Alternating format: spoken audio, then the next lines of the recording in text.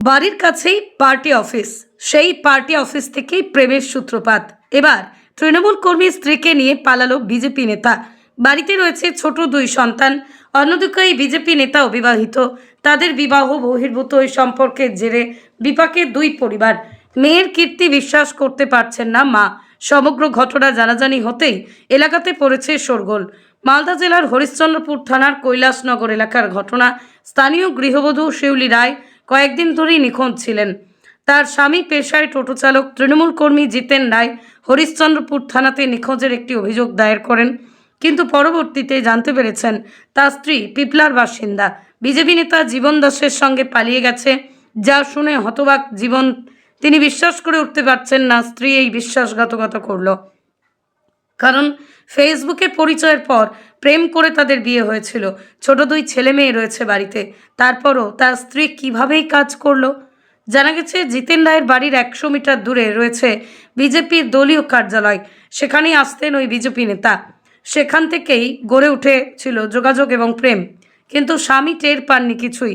অন্যদিকে এই জীবন দাসও বিবাহিত, রয়েছে ছোট এক সন্তান। বিপাকে পড়েছে জীবন দাসের পরিবারও। আর তার মেয়ে কেন এমন করলো বলতে পারছেন না শিউলি রায়ের মা। সাম্প্রতিক সময়ে বারবার দেখা যাচ্ছে বিবাহ বহির্ভূত সম্পর্ক থেকে একাধিক অশান্তি সৃষ্টি হচ্ছে, ভেঙে যাচ্ছে বহু পরিবার। সেরকমই অবস্থায় এই মুহূর্তে শিউলি রায় এবং জিতেন দাসের পরিবার। আজকে থানাতে দ্বারস্থ হয়েছেন, কি অভিযোগ নিয়ে আজকে দ্বারস্থ হলেন? দ্বারস্থ হলাম যে আমার বউ এই বিজেপি নেতার সাথে পালিয়ে গেছে। তো কখন জানতে পারলেন আপনি? এই আজকে জানতে পারলাম, তাই জন্য আমি থানাতে এসেছি। দিন আগে নিখোঁজ হয়ে গেছে, নিখোঁজ ডায়েরি করেছিল। আজকে জানলাম যে বিজেপি নেতার সাথে পালিয়ে গেছে। কি নাম সেই বিজেপি নেতা? বিজেপির নেতার নাম হচ্ছে জীবন দাস, পিপলা স্ট্যান্ডে। দীর্ঘদিন ধরে কি সম্পর্ক ছিল নাকি? সেটা তো আমি জানতে পারিনি কোনো দিন। আর হঠাৎ করে এরকম জানতে পারলাম যে খোঁজ খবর নিয়ে জানতে পারলাম যে বিজেপির নেতার সাথে পালিয়ে গেছে।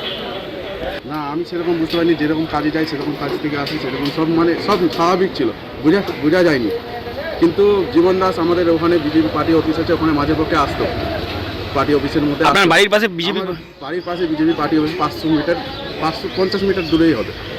সেখান থেকে আমার মনে হচ্ছে সেখান থেকে প্রেম হয়ে গেছে। আমার একটা ছেলে একটা মেয়ে। আমার ছেলের বয়স 9 বছর আর মেয়েটার বয়স 5 বছর। এখন কোথায় যাবো আর কী করবো?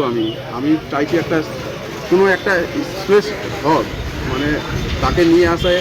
আমার সন্তান কাঁদছে, থাকতে চাইছে না, আমার মেয়েটা থাকতে পারছে না। তার জন্য আমি কোনো উচিত শিক্ষা চাইছি তার অভিযোগের, জীবন দাসের নামে। বলছি আপনি কোন পার্টি করেন? আমি তৃণমূল পার্টি করি, সক্রিয় তৃণমূল করি, তৃণমূলের কর্মী আমি। এমনি কি কাজ করেন আপনি? টোটো চালক। পুলিশ বলছে খোঁজ খবর নিচ্ছে। আমি চাইছি এর ন্যায্য যা হোক, মানে তাকে নিয়ে আসা হোক, ওরা যা শাস্তি দেওয়া হোক। বিজেপি নেতা এরকম করবে সেটা মানা যাচ্ছে না। নেতা হয়ে এরকম করবে, সাধারণ মানুষ কি করবে?